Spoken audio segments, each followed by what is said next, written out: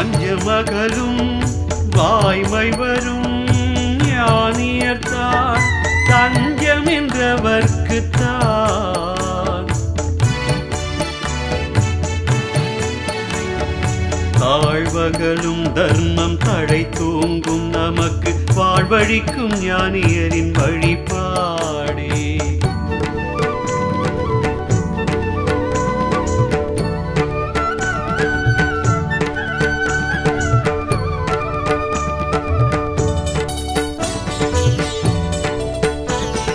பகை சான்ற அகத்தியம் தாழ் பற்றும் மக்களுக்கு பகையில்லா வாழ்வழிக்கும் பார்.